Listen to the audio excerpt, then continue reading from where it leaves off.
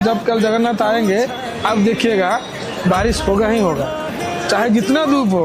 भगवान जी आएंगे तो बारिश होगा ही होगा। आज से बोल दे रहा हूँ, वो होगा ही होगा। वो सालों साल चल रहा है, वो होगा, उसको कोई नहीं टाल सकता।